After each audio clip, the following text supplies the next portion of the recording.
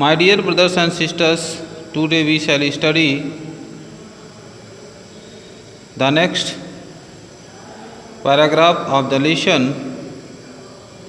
My struggle for an education. प्रिय भाई बहनों, आज हम सभी को माई स्ट्रगल फॉर एन एजुकेशन नामक पाठ के अगले पैराग्राफ का अध्ययन करना है। तो चलिए शुरू करते हैं। इसका पहले हिंदी एक्सप्लेनेशन समझेंगे। After some hours had passed, कुछ घंटे बीत चुके थे। लेखक प्रधान अध्यापिका के समक्ष खड़े थे और एडमिशन के लिए बार बार प्रभाव डाल रहे थे और उस समय दूसरे बच्चे का एडमिशन को देख करके लेखक बहुत ही परेशान हो गए, बहुत ही दुखी हो गए, बहुत ही बेचैन हो गए। और लेखक प्रधान अध्यापिका हेड टीचर के समक्ष खड़े थे। After some hours had passed, कुछ घंटे बीतने के बाद, और वहाँ खड़े थे। कुछ घंटे बीत गए। कुछ घंटे बीतने के बाद the head teacher said to me, प्रधान अध्यापिका मुझसे बोली। प्रधान अध्यापिका मुझसे बोली, the adjoining recitation room needs sweeping. वह बोली कि पास में मनोरंजन कक्ष, रिसाइटेशन रूम का अर्थ है मनोरंजन कक्ष।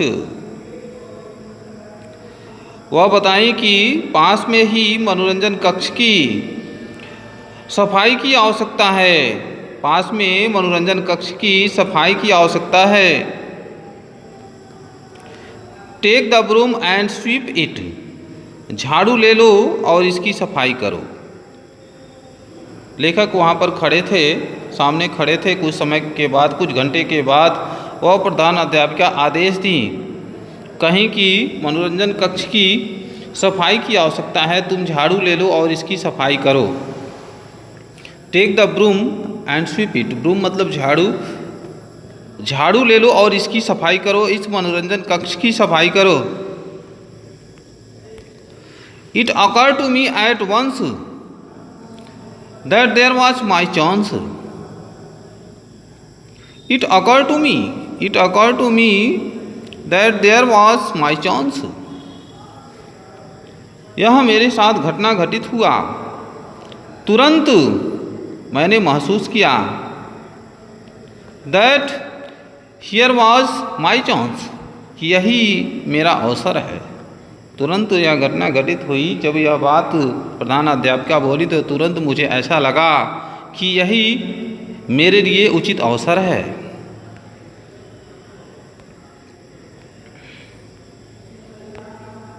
Never did I receive an order with more delight.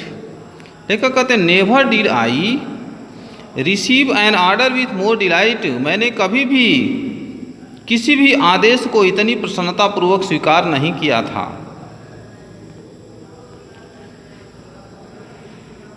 I swept the recitation room 3 times, यानी मैं 3 बार मनोरंजन कक्ष की सफाई किया।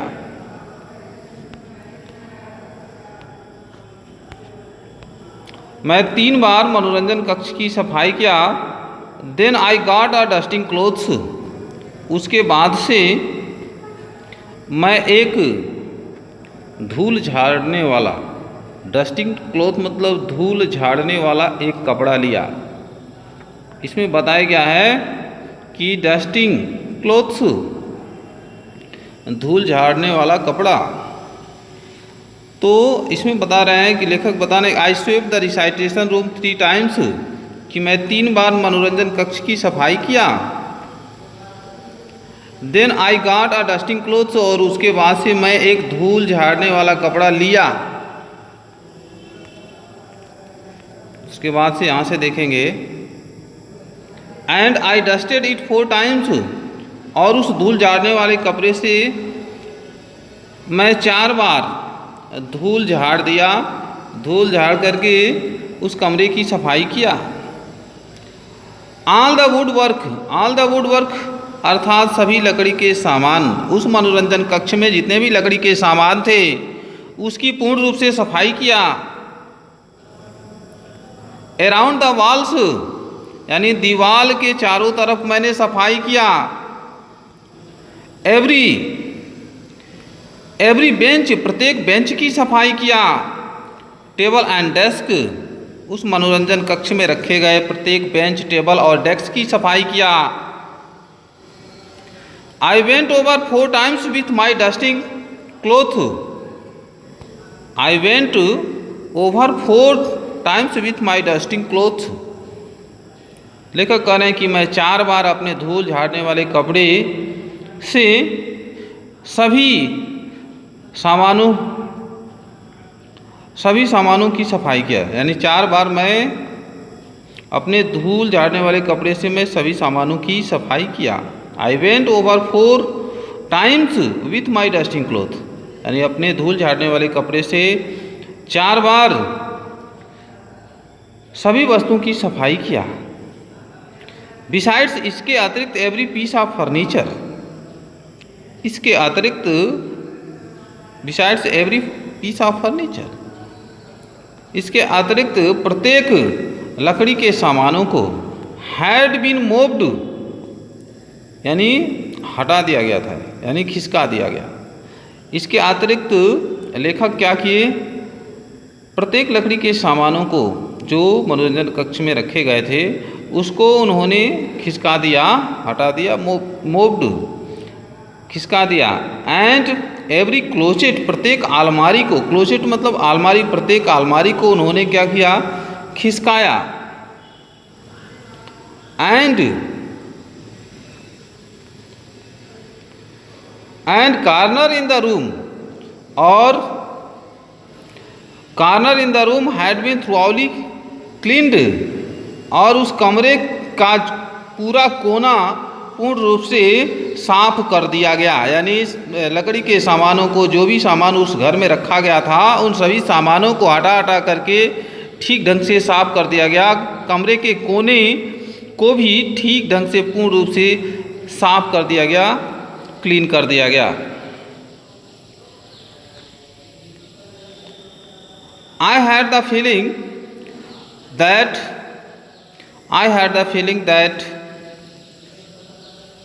in a large measure our future depended upon the impression I made upon the teacher in the cleaning of that room। यहाँ तक that room तक ही हमको समझना है इस वीडियो में। तो चलिए देखते हैं। I had the feeling, मैं यह महसूस कर रहा था, that in a large measure of my future, कि मेरे भविष्य का अत्यधिक माप या मूल्यांकन डिपेंडेड यानी निर्भर था, upon the impression I made upon the teacher in the cleaning of that room। यानी उस कमरे की सफाई करने के लिए अध्यापिका द्वारा दिए गए आदेश के प्रभाव पर ही मेरे भविष्य का मूल्यांकन पूर्ण रूप से डिपेंड था, निर्भर था। तो भैया बहनों, यहाँ तक आपको बताया गया, हिंदी एक्सप्लेनेशन आपको बताया गया दैट रूम तक। इसका इंग्लिश एक्सप्लेनेशन भी आप समझ लेंगे। तो चलिए शुरू करते हैं। The writer was standing before the head teacher and trying to impress her. Some hours had passed. The teacher ordered the writer to sweep the recitation room. The teacher became very happy to hear this. He thought that it is a chance to get admission. The writer accepted her order with more delight. He swept the recitation room 3 times. Then he got a dusting cloth and he dusted the room 4 times. She wanted to ascertain his suitability as a student.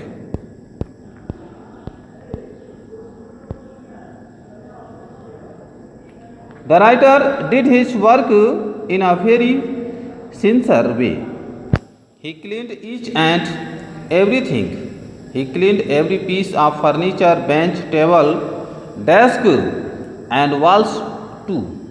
She knew that his future depended on this examination.